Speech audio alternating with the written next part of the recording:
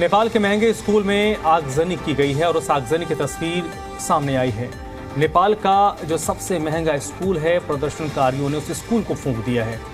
सत्ता के खिलाफ ये ज़ंजी का गुस्सा है और यह गुस्सा हर उस जगह पर फूट रहा है। नेपाल की जो विदेश मंत्री हैं, बताया जा रहा है स्कूल उनका था।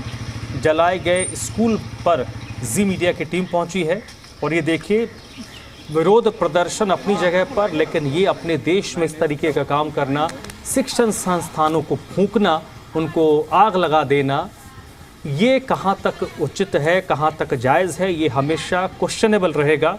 ये देखिए, नेपाल का ये सबसे महंगा स्कूल है।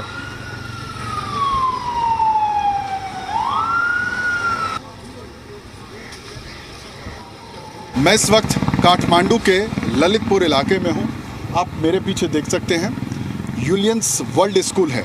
जिस बुरी तरीके से इसको जलाया गया है, सारे सामान बिखरे पड़े हैं और वो अब भी जो आपको जो चीज़ें दिख रही है वो इस बात के गवाह है कि आग कितना भयंकर था और किस तरीके से जलाया गया है।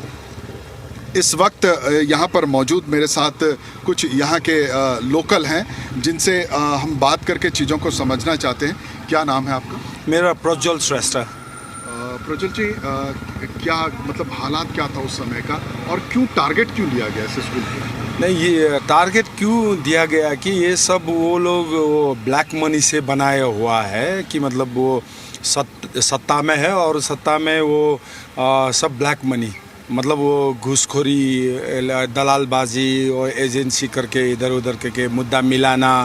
जैसे कि अभी अभी आया कि ये जो इसका ओनर जो है वो आरजू राणा जी, हाँ आरजू राणा जो फॉरेन अफेयर्स मंत्री है, वो उसका श्रीमान जो हस्बैंड है वो पहले 5 टाइम्स प्राइम मिनिस्टर रह चुके शेरबहादुर देउवा के पत्नी थे। वो थोड़ा बातें करते करते उधर भी चलते हैं, वो करीब से थोड़ा दिखाएंगे जी। हाँ, वो लोग सत्ता में रह के पलट के ये बहुत पैसा को इलीगल मनी करके ये इन्वेस्ट किया हुआ ऑफिस स्कूल है। मतलब एक तरीके से कहें कि नेपाल के जितने बड़े नेता हुआ करते थे, है ना, उन सब के बच्चे यहीं पढ़ते थे। हाँ, सबके बच्चे यहीं पढ़ते थे। जो ज़्यादा से ज़्यादा वो करने वाला सब यहीं पढ़ते थे और यहीं इसी कारण से इसको पब्लिक लोग जला दिया। तो अब कहाँ हैं ये लोग? ये अभी इसको तो कल मार के इसको भी, और वो शेरबहादुर देउवा बोल के प्रधानमंत्री था, जो करप्टेड प्रधानमंत्री बोले, वो सीधे से करप्टेड प्रधानमंत्री है, वो दोनों को मार पीट करके उसका भी घर जला दिया है। 2 रुपये जगह में घर था, उसके घर से अपने प्राइवेट वॉल्ट बनाया हुआ था, उसमें डॉलर कुछ भी था तो स्कूल था, बच्चों को यहाँ एक शिक्षा मिलता था।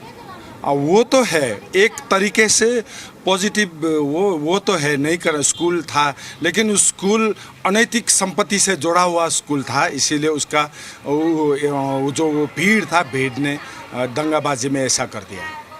समझ सकते हैं कि जिस तरीके से जो तबाही का मंजर होगा वो आप साफ देख सकते हैं, क्या भयावह होगा। कोई भी कोना, किसी भी जगह को छोड़ा नहीं गया है, सब कुछ जल के बिल्कुल खाक हो गया है। कंप्यूटर के आप देख सकते हैं, जो लैब से कंप्यूटर था उसके कीबोर्ड वहाँ पर बिखरे पड़े हुए हैं। बहुत सारे सामान यहाँ से लोग ले करके गए हैं। तो ये साफ मंजर समझ में आता है कि ये आग कितना भयावह होगा।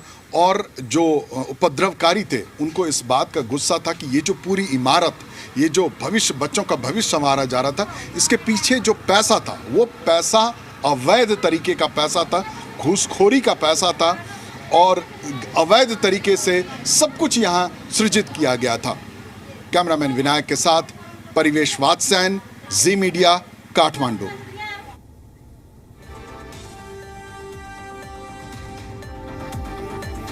नेपाल का सबसे महंगा स्कूल यूएलएंस ग्लोबल स्कूल की तबाही कितनी विभत्स है, ये आप देखें। ये स्कूल देश के फॉरेन अफेयर्स मंत्री आरजू राणा का था। इस स्कूल में देश के कई बड़े नेताओं और उद्योगपतियों के बच्चे पढ़ते थे, लेकिन उस स्कूल का हाल इन ज़ंजी प्रदर्शनकारियों ने क्या किया, वो आपने इस रिपोर्ट में देखा है।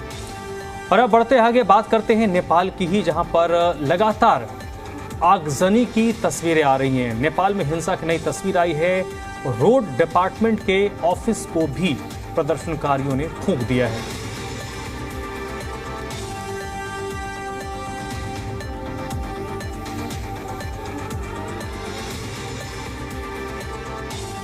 आप मेरे पीछे इस वक्त तस्वीर देख सकते हैं, ये सड़क विभाग मंत्रालय की तस्वीरें, डिपार्टमेंट ऑफ रोड्स, नेपाल सरकार।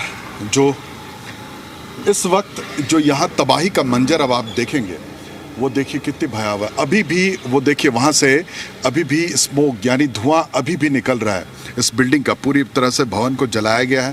कार आप बाहर देख सकते हैं जले हुए हैं। यहाँ जो अंदर के जो कंप्यूटर था वो कंप्यूटर बाहर फेंक दिया गया है उठा करके, आप देख सकते हैं। ये तमाम सारे डॉक्यूमेंट्स हैं, इम्पॉर्टेंट डॉक्यूमेंट्स हैं। रोड साइड जियो टेक्निकल प्रॉब्लम्स पर ये किताबें हैं कि कहाँ कैसे ये सारा कुछ ये फेंका गया है। अब यहाँ से मैं ये तबाही का मंजर आपको दिखाता हूँ कि कैसे कैसे कैसे इस पूरी तबाही को अंजाम दिया गया है। अब देखिए, मैं अपने कैमरा पर्सन सहयोगी साथी से कहूँगा कि ज़रा इत्मीनान से चीज़ों को देखते हुए आए। और ये देखिए तबाही का ये आलम है कि बिल्कुल जर्जर कर दिया गया है। सब कुछ जल गया है, तोड़ फोड़ पूरी तरीके से किया गया है, आप यहाँ देख सकते हैं। और अब यहाँ से मैं आपको वो मंज़र दिखाता हूँ कि भवन को पूरी तरीके से गिराया भी गया है, तोड़ा भी गया है।